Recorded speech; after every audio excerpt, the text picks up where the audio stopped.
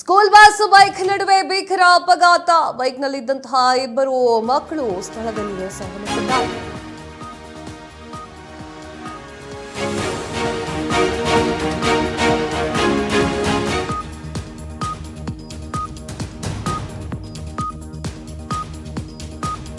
School bus ಹಾಗೂ bike ನಡುವೆ ಒಂದು ಭೀಕರ ಅಪಘಾತ ನಡೆದಿದೆ. ಬೈಕ್ನಲ್ಲಿದ್ದಂತಹ ಇಬ್ಬರು ಮಕ್ಕಳು ಸ್ಥಳದಲ್ಲಿಯೇ ಸಾವನ್ನಪ್ಪಿದ್ದಾರೆ. ಆ ಹೆಣ್ಣು ಮಗು ಮುಖ ನೋಡಿದೆ, ನಾನು ಕಣ್ಣಲ್ಲಿ ನೀರು ಬಂದು ಹೋಯ್ತು. ಆ ರೀತಿಯಾಗಿ ಹೆಣ್ಣು ಮಗಳ ಮುಖ ಚಿಕ್ಕ ಚಿಕ್ಕ ವಯಸ್ಸು, ಕಾಮನ್ ಸೆನ್ಸ್ ಇಲ್ಲ ಪುಣ್ಯಾತ್ಮನಿಗೆ. ಎದುರುಗಡೆಯಿಂದ ಬಸ್ ಬರ್ತಾ ಇತ್ತಲ್ಲ, ಅವನಿಗೆ ನಿಲ್ಸ್ಕೊಂಡಿದ್ದಾರೋ ಕುತ್ಕೊಂಡಿದ್ದಾರೋ ಏನು ಮಾಡ್ತಾ ಇದ್ದಾರೆ ಖಬರಿಲ್ಲ.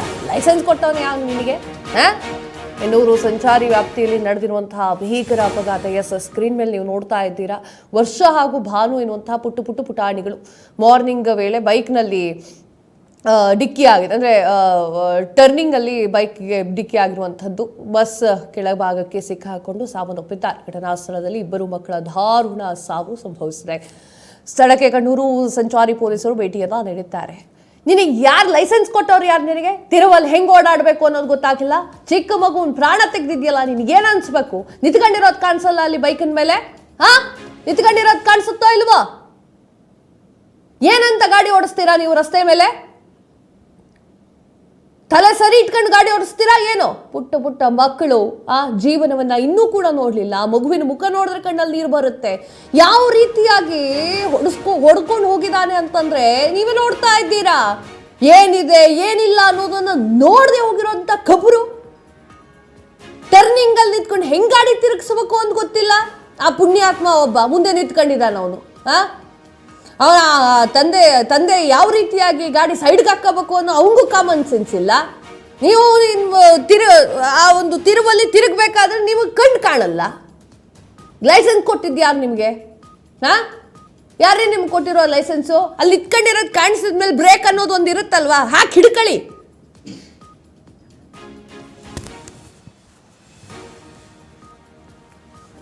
ಸ್ಕೂಲ್ ಬಸ್ ಹಾಗೂ ಬೈಕ್ನ ನಡುವೆ ಡಿಕ್ಕಿ ಆಗಿದೆ. ಅದೇನ್ ಢಮ್ ಅಂತ ಹೇಳಿ ಡಿಕ್ಕಿ ಹೊಡೆದಿಲ್ಲ ಅಲ್ಲಿ. ಅವ್ನು ಸ್ಲೋ ಮಾಡಿದಾನ. ಅವನು ಸ್ಲೋ ಮಾಡಿದವನಿಗೆ ಬ್ರೇಕ್ ಇದೆ, ಅದನ್ನ ಬ್ರೇಕ್ ಹಿಡ್ಕೊಂಡ್ರೆ ಹೋಗಲ್ಲ ಗಾಡಿ ಅನ್ನೋದು ಕಾಮನ್ ಸೆನ್ಸ್ ಇಲ್ಲ ಇವನಿಗೆ. ಇವನು ಡ್ರೈವರ್, ಇವನು ದೊಡ್ಡ ಡ್ರೈವರು. ಚಿಕ್ಕ ಮಕ್ಕಳ ಪ್ರಾಣ ಹೋಗಿದೆ. ಭವಿಷ್ಯವನ್ನ ರೂಪಿಸಬೇಕು ಅಂತ ಅನ್ಕೊಂಡಿದ್ದಂತಹ ತಂದೆ ತಾಯಿಗಳಿಗೂ ಕೂಡ ಇದೊಂಥರ ನುಂಗಲಾರ್ದ ತುತ್ತಾಗಿದೆ. ಸ್ಕೂಲ್ ಬಸ್ ಹಾಗೂ ಬೈಕ್ ನಡುವೆ. ಆ ಮಗುವಿನ ಫೋಟೋ ನೋಡಿ, ಆ ಮಗುವಿನ ಫೋಟೋ ನೋಡಿದ್ರೆ ಗೊತ್ತಾಗುತ್ತೆ ಎಷ್ಟು ಮುದ್ದಾಗಿರುವಂತಹ ಮಗು, ಬದುಕು ಬಾಳ್ಬೇಕಾಗಿರುವಂತಹ ಮಗು. ಕಾಮನ್ ಸೆನ್ಸ್ ಇಲ್ದೆ ಹೋಗಿ ಡ್ರೈವರ್ನೆಲ್ಲ ತಗೊಂಡು ಬಂದು ರಸ್ತೆಗೆ ಬಿಟ್ರೆ ಹಿಂಗೆ ಆಗೋದು. ಲೈಸೆನ್ಸು ಯಾವನಿಗೆ ಬೇಕೋ ಅವನಿಗೆ ಕೊಡ್ತಿರಲ್ಲ. ಅವ್ನ ಗಾಡಿ ಹೊಡಿತಾನೋ, ತಿರುವಲ್ಲಿ ಹೆಂಗೆ ಹೊಡಿತಾನೆ ಟೆಸ್ಟ್ ಗಿಸ್ಟ್ ಮಾಡದೆ ಯಾರು ಕೊಟ್ಟಿದ್ದು ಪುಣ್ಯಾತ್ಮ, ಲೈಸೆನ್ಸ್ ಕೊಟ್ಟಿರೋ ಪುಣ್ಯಾತ್ಮಂಗೆ ಹೇಳಬೇಕು. ಸ್ಕೂಲ್ ಬಸ್ ಅಂತೆ. ಸ್ಕೂಲ್ ಬಸ್ಸು ಅಂತಂದ್ರೆ ಯಾವ ರೀತಿಯಾಗಿ ಓಡಾಡಬೇಕು? ಯಾರ್ದು ಈ ಸಾವಿಗೆ ಯಾರು ಹೊಣೆ ಹಾಕ್ತೀರಾ? ಶಾಲಾ ವಾಹನದ ಗಾಡಿ ಚಾಲಕ ಹೊಣೆ ಹಾಕ್ತಾರಾ ಏನು? ಹೋಗಿದೆ, ಪ್ರಾಣ ಹೋಗಿದೆ, ಎರಡು ಪ್ರಾಣ ಹೋಗಿದೆ. ಆ ಮುದ್ದು ಮುಖವನ್ನು ನೋಡಿದ್ರೇನೆ ಕಣ್ಣಲ್ಲಿ ನೀರು ತುಂಬಿಕೊಳ್ಳುತ್ತೆ ರೀ. ಇಂಥವ್ರಿಗೆಲ್ಲ ಆಕ್ಸಿಡೆಂಟ್ ಅನ್ಕೊಂಡು ಇವ್ರು ಆರಾಮಾಗಿ ತಪ್ಪಿಸ್ಕೊಳ್ತಾರೆ. ಏನ್ ಆಕ್ಸಿಡೆಂಟ್ ಅಲ್ಲಿ? ತಿರುವಲ್ಲಿ ಹೇಗೆ ಗಾಡಿಯನ್ನ ಓಡಿಸಬೇಕು ಅನ್ನುವಂತಹ ಕಾಮನ್ ಸೆನ್ಸ್ ಇಲ್ಲದೆ ಹೋಗಿರುವಂತಹ ಪ್ರಾಣಿ ಅದು. ಅಲ್ಲಿ ಆ ಒಂದು ಮಗುವಿನ ಅಪ್ಪನೂ ಕೂಡ ನಿಂತು ಬಿಟ್ಟಿದ್ದಾನೆ, ಜೈ ಅಂತ ಹೇಳಿ, ಜೈ ಭಜರಂಗಿ ಅಂತ ನಿಂತ್ಕೊಂಡ್ಬಿಟ್ಟಿದ್ದಾನೆ. ಸೈಡ್ಗೆ ಅಕ್ಕಪಕ್ಕ ಹೋಗ್ಲಿಕ್ಕಾಗ್ಲಿಲ್ಲ. ಹೋಗ್ತಿತ್ತೋ ಇಲ್ಲೋ ಗಾಡಿ, ಬೈಕು.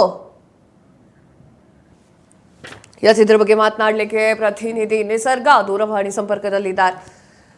ನಿಸರ್ಗ, ರಸ್ತೆಯನ್ನ ನೋಡಿದ್ರೆ ತಿರುವಿನ ರಸ್ತೆ, ಗಾಡಿ ಚಾಲಕನಿಗೆ ಕಾಮನ್ ಸೆನ್ಸ್ ಇಲ್ಲ, ತಲೆ ಇಲ್ಲ, ಲೈಸೆನ್ಸ್ ಕೊಟ್ಟವನ್ ಯಾವನು ಅಂತ ಗೊತ್ತಾಗಲ್ಲ. ಗಾಡಿ ಸ್ಲೋ ಆಗಿ ಬಂದು ಹತ್ಕೊಂಡು ಹೋಗಿರುವಂಥದ್ದು. 2 ಜನ ಚಿಕ್ಕ ಮಕ್ಕಳ ಬಲಿಯಾಗಿದೆ. ಮಾಹಿತಿ ಏನಿದೆ? ಕಾವ್ಯ, ಈ ಒಂದು ಮನ ಕಲಕುವಂತಹ ಒಂದು ಘಟನೆ ಹೆಣ್ಣೂರು ಸಂಚಾರಿ ಠಾಣಾ ಪೊಲೀಸ್ ಠಾಣೆಯ ಒಂದು ವ್ಯಾಪ್ತಿಯಲ್ಲಿ ನಡೆದಿರುವಂತದ್ದು.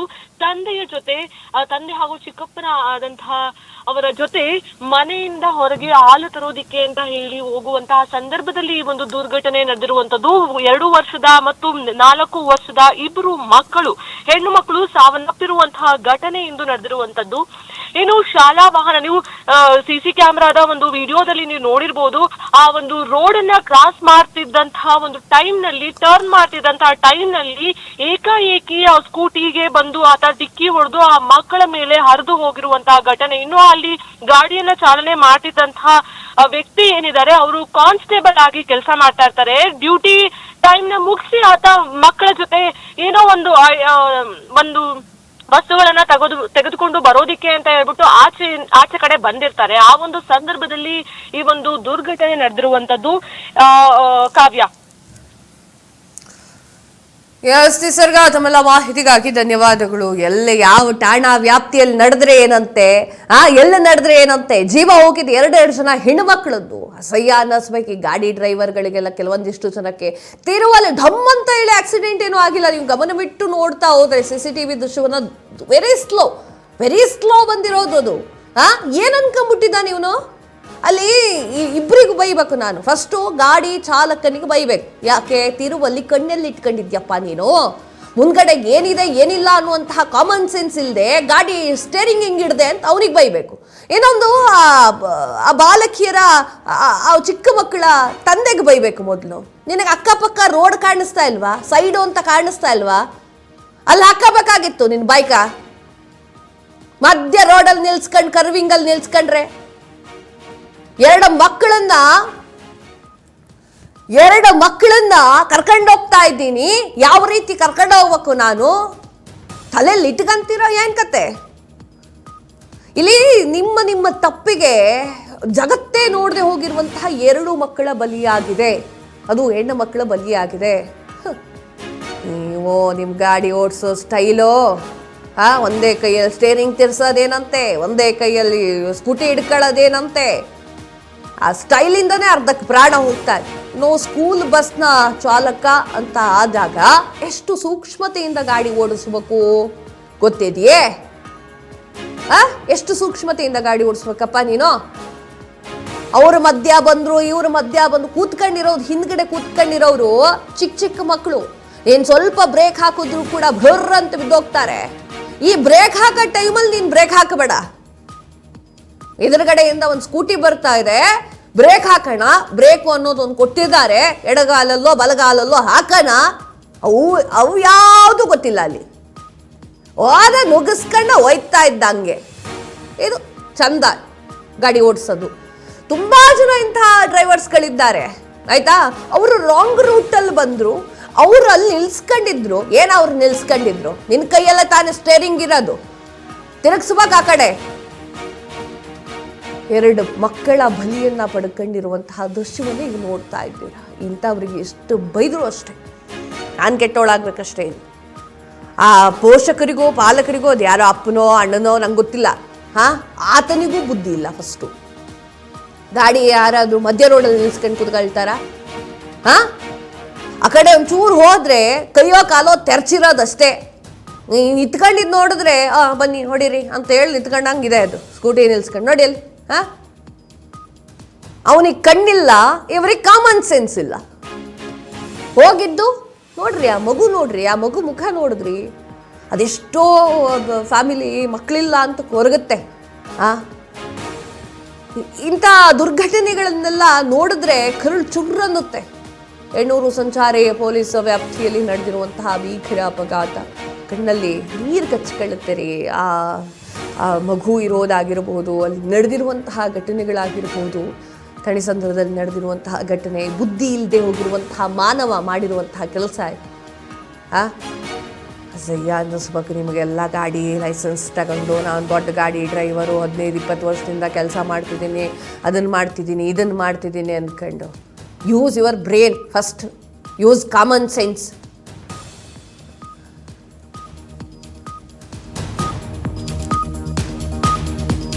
ಮಕ್ಕಳ ತಂದೆ ನಾಗನಗೌಡ ಪೊಲೀಸ್ ಸಿಬ್ಬಂದಿ ಮಕ್ಕಳನ್ನ ಬೈಕ್ನಲ್ಲಿ ಕೂರಿಸಿಕೊಂಡು ಹೋಗ್ತಾ ಇದ್ದಂತಹ ನಾಗನಗೌಡ ಪುಣ್ಯಾತ್ಮರ ಸೈಡಿಗೆ ಜಾಗ ಇರಲಿಲ್ವ ಗಾಡಿ ನಿಲ್ಸ್ಕೊಂಡು ನಿಂತ್ಕೊಳ್ಳಕ್ಕೆ. ಮೃತ ಮಕ್ಕಳ ತಂದೆ ನಾಗನಗೌಡ ಪೊಲೀಸ್ ಸಿಬ್ಬಂದಿ ಜಾಗ್ರತೆ.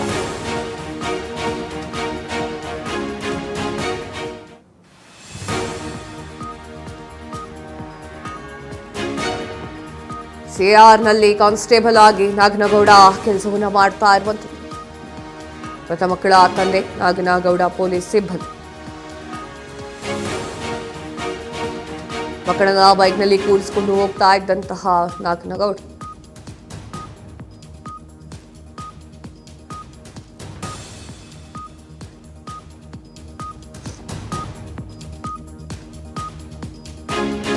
ನಾಗನಗೌಡ ಅವರ ಮಗಳು ವರ್ಷ ಮತ್ತು ಅಣ್ಣನ ಮಗಳು ಭಾನು.